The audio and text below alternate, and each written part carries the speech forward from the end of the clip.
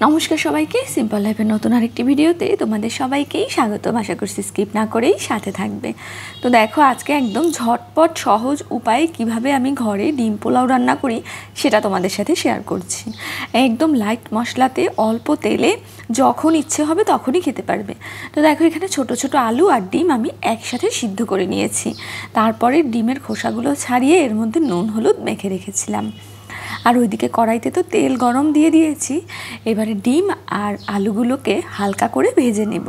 যখন তোমরা এরকম ঘরে ভাত মাছ তরকারি খেতে খেতে বোর হয়ে যাবে আর ফ্রিজ খুলে দেখলে যে মাংসও নেই, তখন কি করবে? তখন কিন্তু এভাবেই দুটো ডিম আর আলু দিয়ে ঝটপট খুব সুন্দর মজাদার একটা খাবার তৈরি করতে পারবে। আর যারা আমার মতো মাংসও খুব একটা পছন্দ করো না, তারাও কিন্তু এরকম তৈরি করে নিতে পারো। আর এখানে দেখো, আমি পেঁয়াজ, টমেটো, আদা, কাঁচামরিচ আর জিরা বাটা সবটাই গুছিয়ে নিয়েছি। এইদিকে ডিমটা হালকা করে ভেজে তুলে নিয়েছি আর আলুটা আরেকটু সময় ভেজেছি, তারপরে আলুটাও তুলে নিচ্ছি। ভিডিওটি তোমরা সবাই শেষ পর্যন্ত দেখো। দেখা শেষে তোমাদের মূল্যবান কমেন্ট করে জানাতে ভুলবে না কেমন লাগলো ভিডিওটি। আমাদের কাছে যদি আমার ভিডিও ভালো লাগে তবে সেটাই আমার সবথেকে বড় প্রাপ্তি। তো দেখো, এবারে কিন্তু আমি একটা সসপ্যান বসিয়ে দিয়েছি। তার মধ্যে তেল গরম দিয়ে তেলে দিয়ে দিলাম এলাচ দারচিনি ফোড়নে। এরপরে দিয়ে দিলাম পেঁয়াজ। এখানে তেজপাতাটা দিতে ভুল হয়ে গিয়েছে, তো পরে আমি তেজপাতাটাও অ্যাড করে নিয়েছি। আর আমি মূলত এই সসপ্যানটাতেই ভুনা খিচুড়ি, পোলাও, বিরিয়ানি যত কিছু আছে সবটাই রান্না করি। আর রাইস কুকারেও করি, বেশিরভাগই রাইস কুকারে করা হয়। তো আজকে এটাতেই করলাম। রাইস কুকারে কিন্তু পোলাও বা ভুনা খিচুড়িটা একদম পারফেক্ট হয়। তো দেখো, এবারে কিন্তু আমি টমেটো দিয়ে দিচ্ছি, কারণ পেঁয়াজটা পুড়ে যাচ্ছিল। টমেটোটা দেওয়ার কারণে পেঁয়াজটা আর পুড়বে না, আর এইদিকে টমেটোটাও খুব সুন্দরভাবে ভাজা হয়ে যাবে, তাহলে টমেটোটা একদম গলে যাবে। তো এবারে কিছুটা জল দিয়ে দিচ্ছি। আমি আজকে কোনো হলুদ ব্যবহার করব না, ওই যে ডিম আর আলু ভেজেছিলাম হলুদ দিয়ে, শুধু জাস্ট ওইটুকুই। একটু বিরিয়ানির মতো করেই রান্না করব। তো দেখো, জিরে বাটা দিয়ে দিচ্ছি এর মধ্যে। আসলে আমি জিরে বাটা, আদা বাটা এগুলো ফ্রোজেন করে একসাথে রেখে দিই সারা সপ্তাহেরটা গুছিয়ে, তাহলে আমার বাকি দিনগুলোতে রান্না করতে খুব বেশি ঝামেলা বা কষ্ট হয় না। কারণ রান্না করতে গেলে যতটা না কষ্ট হয় তার থেকে বেশি কষ্ট হয় প্রতিদিনই মশলা বাটাবুটি করতে। তো তার জন্যই মশলাগুলো যদি ফ্রিজে একদিনে তোমরা করে রাখো তাহলে অনেকটাই সময় সাশ্রয় হবে। এবারে দেখো, আমি এর মধ্যে ডিম আর আলুগুলো দিয়ে দিচ্ছি।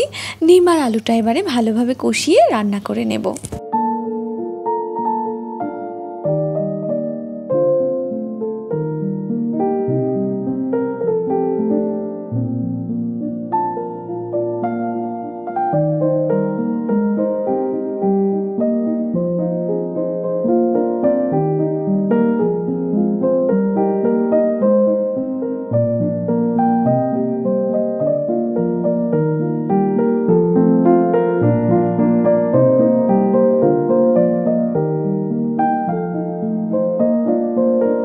এবারে একটু আমি বিরিয়ানির মশলাটা দিয়ে দেব, এর মধ্যে অল্প পরিমাণেই দেব। আর লবণও কিন্তু দিয়ে দিয়েছিলাম কষানোর সময়, সেটা হয়তো তোমরা ভিডিওটা ভালোভাবে দেখলে খেয়াল করেছো।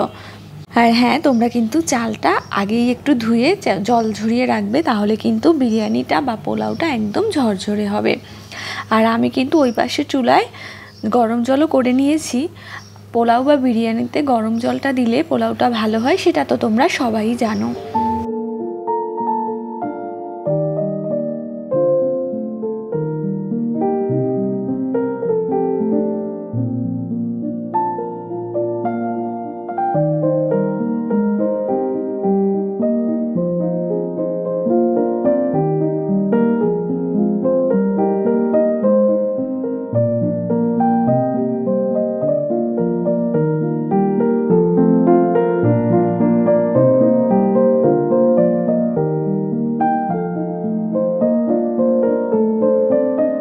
ডিমের ঝোলটা সম্পূর্ণ টানিয়ে নিয়েছি। এবার এর মধ্যে পোলাওয়ের চালটা দিয়ে দিচ্ছি।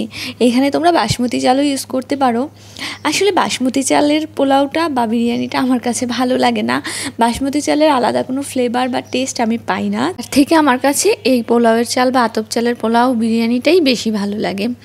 তো এবারে কিন্তু আমি আরেকটু পরিমাণে মশলা অ্যাড করে দিচ্ছি। তারপরে কিন্তু আমি চালটা ভালোভাবে ভেজে নেব। আর পোলাও বা বিরিয়ানি বা ভুনা খিচুড়ি যেটাই বলো, একদম পারফেক্ট ঝরঝরে হওয়ার জন্য দুইটা মেইন বিষয় হলো চালটা ভালোভাবে ভেজে নেবে আর জলের মাপটা ঠিকঠাক দিতে হবে। তো তোমরা যেই পাত্র মেপে চালটা নেবে সেই একই পাত্র মেপে চালের ডবল পরিমাণে জল দিয়ে দেবে। তো আমি আগেই মেপে জলটা গরম করেছি, তোমাদেরকে দেখানোর জন্যই শুধু আমি পাত্রটা দেখিয়ে দিলাম যে আমি এই বাটা মেপেই চাল নিয়েছি আর এই বাটা মেপেই এখানে আমি জল অ্যাড করেছি। তো এবারে একটু ভালোভাবে নেড়েচেড়ে এর মধ্যে আমি লবণ দিয়ে দেব। আমি কিন্তু ডিম রান্নার সময় ডিমের পরিমাণে লবণ দিয়ে দিয়েছিলাম, এবারে পোলাওয়ের চালের পরিমাণ বুঝে লবণটা অ্যাড করে এর মধ্যে একটু চিনি অ্যাড করে দিচ্ছি, কারণ পোলাওতে একটু চিনি না দিলে তো হয় না। তো ঢাকা দিয়ে দিয়েছি। কিছু সময় পরে আমি ঢাকনাটা তুলে একটু নাড়াচাড়া করে ওপরেরটা নিচে, নিচেরটা ওপরে দিয়ে দেব। এবারে চুলার আঁচটা কমিয়ে আবারও কিছু সময়ের জন্য আমি ঢাকা দিয়ে দেব। আর এবারে কিন্তু আমি অফ ক্যামেরাতে কিছু পেঁয়াজ বেরেস্তা করে নিয়েছি, এটা শেয়ার করলাম না তোমাদের সাথে। তো দেখো পোলাওয়ের জলটা কিন্তু টেনে গিয়েছে। এবার কিন্তু তোমরা একটু হাত দিয়ে চালটা চেক করে নেবে যে আরও জল লাগবে কিনা। সাধারণত চালের পরিমাপে জল দিলেই একবারে হয়ে যায় আমার কখনোই আর জল অ্যাড করতে হয় না, কিন্তু তারপরে অনেক সময় পুরাতন চাল বা নতুন চাল হলে জল একটু কম বেশি লাগতে পারে। তো চালটা যদি তোমরা দেখো 95% মতো হয়ে গিয়েছে, তখন শুধু আঁচে রেখে দিলেই বাকিটা হয়ে আসবে। তো আমি দেখো এখানে একটু ঘি অ্যাড করে দিচ্ছি। আমি চেক করে নিয়েছি আমার কিন্তু এখানে কোনো জল আর অ্যাড করার দরকার নেই, যতটুকু আছে সেটা আমি একটু দমে রেখে দিলেই হয়ে যাবে। তো ঘিটা চতুর্দিকে আমি ছড়িয়ে দিলাম চামচ দিয়ে, আর আগে থেকে করে রাখা বেরেস্তাটা এর মধ্যে এবারে ছড়িয়ে দিলাম। তারপরে চুলা বন্ধ করে একদম ঢাকা দিয়ে রাখবো।